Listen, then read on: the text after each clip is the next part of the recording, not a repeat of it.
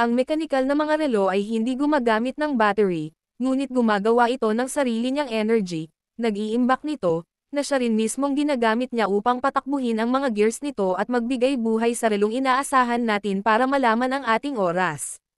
Kamusta mga kaibigan? Dadap the Watchmaker here. Ngayon, tatalakayin natin ang puso ng mga relong mechanical, ang mainspring. Alamin natin ang kasaysayan, materyales at paano alagaan ito.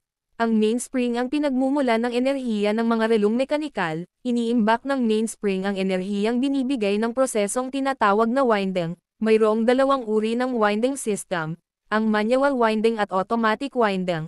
Ang automatic winding ay mayroong main components, ang oscillator, na siyang gumagalaw alinsabay sa galaw ng katawan ng tao.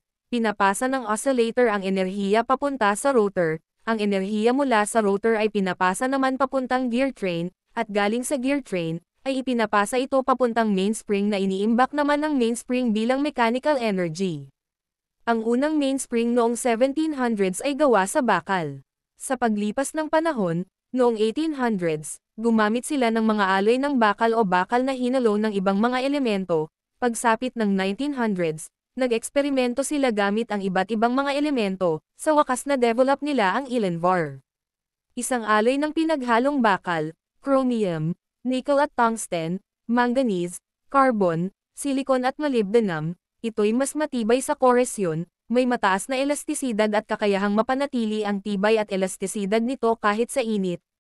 Pagsapit ng 1980s, na-develop nila ang tinatawag na Nivacron, may kakayahan ito kagaya ng Elenvar ngunit hindi ito apektado ng magnetic field na siyang kinakailangan ng isang relo upang maging tumpak ang takbo ng oras. Sa ngayon ang mga kumpanya kagaya ng Omega, Patek Philippe, Rolex at Swatch Group ay gumagamit ng tinatawag na silicon and composite na mas matibay at mas magaan na siya namang kinakailangan para sa mga wristwatches.